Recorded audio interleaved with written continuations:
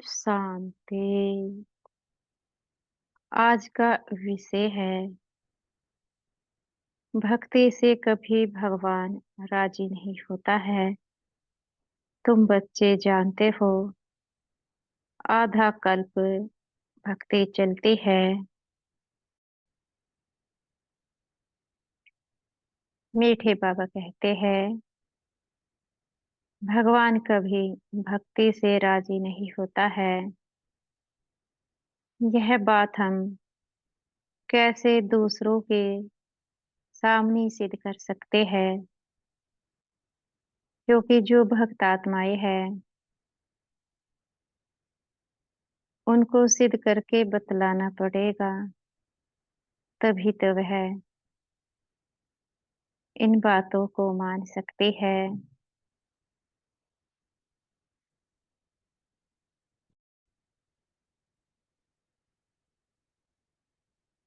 तो हम चलते हैं पीछे के इतिहास में।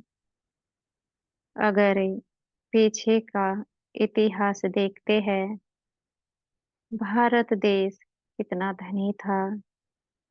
कभी भारत देश में देवी देवता राज्य करते थे। सोने हीरे के महलों में देवी देवता रहते थे।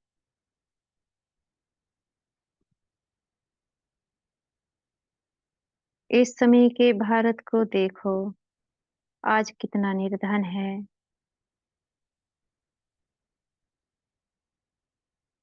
ना देवी देवता है और ना ही वह धन है जो कभी देवी देवताओं के पास से होता था।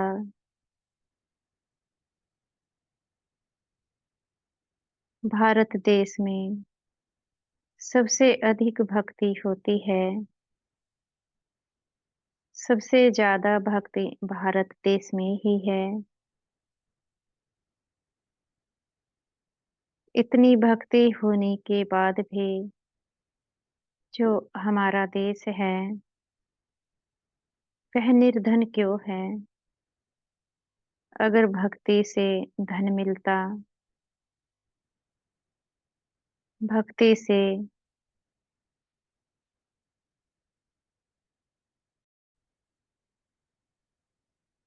भगवान मिलता, तो आज इतनी भक्ति क्यों मंदिरों में भटक रहे हैं।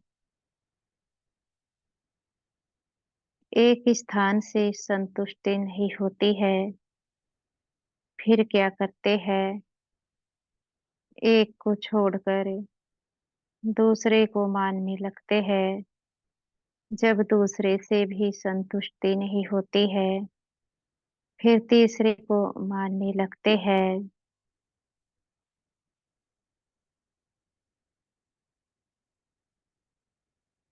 इन बातों से सिद्ध होता है कि भगवान भक्ति से नहीं मिलता है।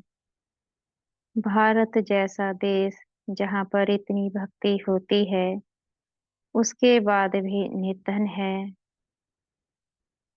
जबकि जहाँ पर इतनी भक्ति होती है, सबसे धनी होना चाहिए। इन बातों से क्या सिद्ध होता है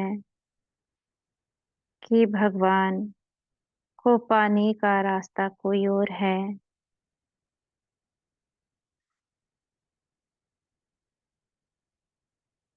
आज देखो भारत की क्या हालत हो चुकी है। कितना कंगाल भारत हो चुका है।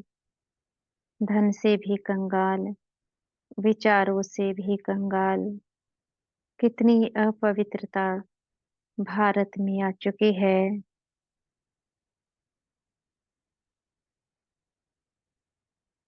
अब कैसे कहे भारत देश में अपवित्रता है, जिस भारत में माताओं को, कन्याओं को माता कहकर पुकारा जाता था। आज देखो माताओं की क्या हालत है और कन्याओं को देखो 1 साल की कन्याओं की भी पवित्रता को खराब कर दिया जाता है।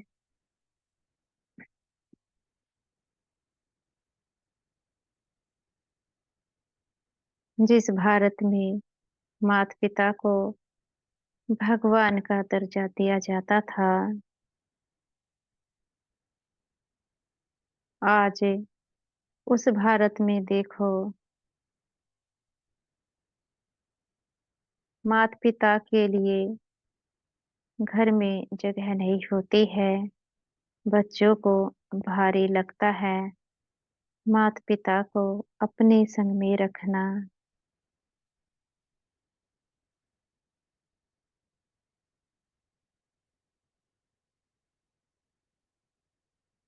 कितना कंगाल भारत हो चुका है। घर-घर में झगड़ा है। जो भारत देश की संस्कृति थी, वह तो लोप हो चुकी है। वह संस्कृति कौन-सी थी?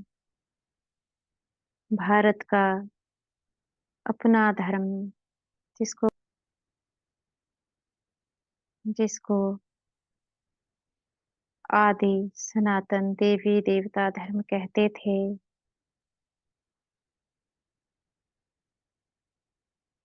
उस धर्म में पवित्रता थी। उस धर्म में सुख शांति थी।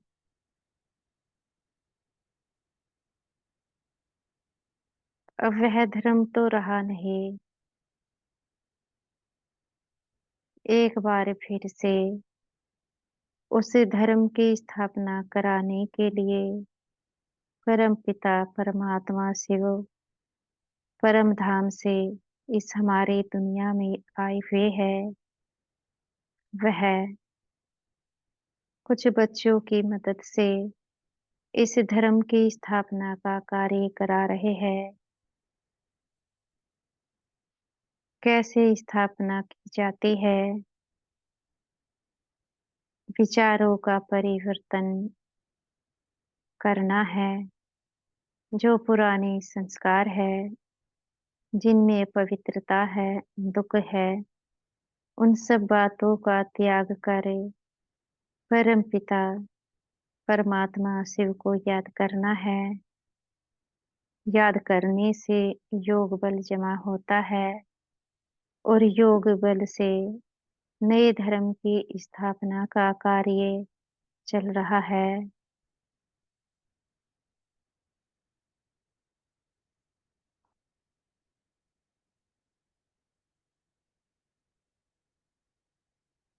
जो कोई भी इच्छुक है इस धर्म की स्थापना कराने के, वह ब्रह्मा कुमारी सेंटर से जुड़े और अपना-अपना सहयोग करे।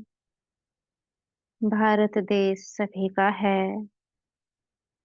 सभी के कर्तव्य है भारत देश को उठाया जाए।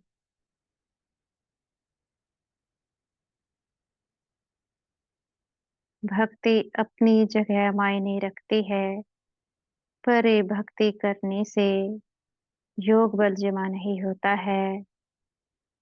योग बल तो परमपिता परमात्मा को याद करने से ही जमा होता है। अपनी भक्ति भी करते रहो और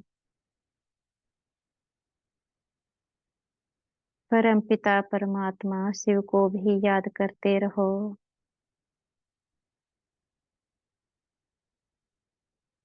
ये सभी के कर्तव्य है। भारत देश को उठाया जाए।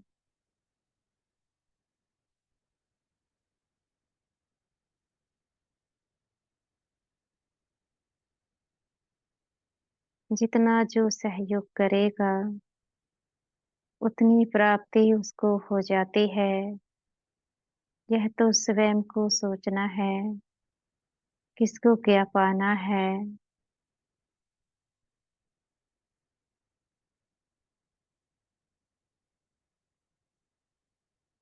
इस समय परमपिता परमात्मा शिव एक आदि सनातन देवी देवता धर्म की स्थापना का कार्य करा रहे हैं और नए युग की शुरुआत अब होने जा रही है। नया युग है सतयुग। जो कोई भी नए युग में जाने के इच्छुक है वह सेंटर से जुड़े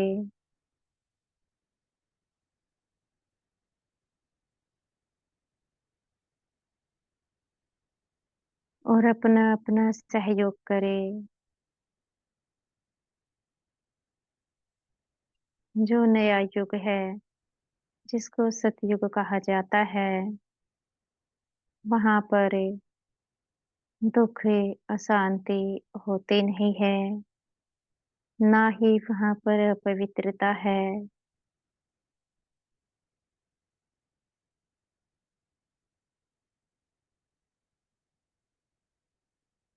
अगर उस युग में जाने के इच्छुक है तो योग बल का दान करे, पवित्र रहे। अच्छा, ओम शांति।